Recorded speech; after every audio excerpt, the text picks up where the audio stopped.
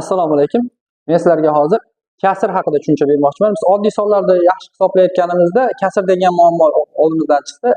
Shuni tushunishga jinga qiynalayotganlar uchun tushuncha bermoqchimiz. Xo'p, kasr oddiy sonlardan nima farqi bor? Tasavvur qilinglar, bitta shokolad yeyapmiz. Misol uchun mana bitta shokolad bor. Buni men o'zim polni yeyolsam, mana shu bir dona shokolad yedim deyman. Yo'q, men buni butunlay yeyormadim-da, teng 2 ga bo'lib turib, ana shu bo'lakdan teng 2 ga bo'ladim. Bittasini olsam, unda ham bitta shokolad yedim deya olmayman.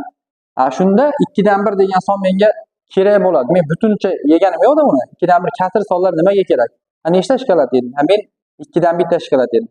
Agar shokoladimiz teng 3 ga bo'lingan bo'lsa-chi, nima bo'ladi?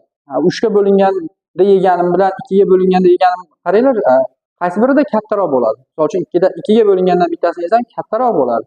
3 ga bo'lingandan bittasini yesam bu kichkinaroq bo'ladi. Xo'p, demak bunda teng 3 ga bo'linganda bittasini olsam 3 dan 1 shokolad yedim deyman. Agar shu bo'laklardan ikkitasini yesam 3 dan 2 deyman.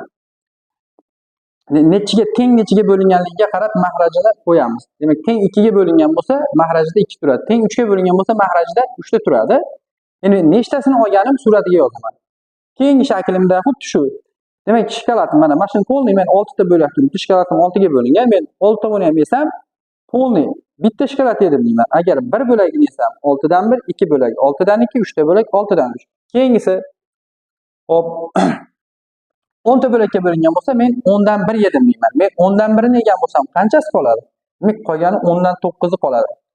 Hozircha shu, yana ham qiziqarliroq matematikaga oid bilimlarni olmoqchi bo'lsangiz, kanalimizga obuna bo'lib, bizni kuzatishda davom eting.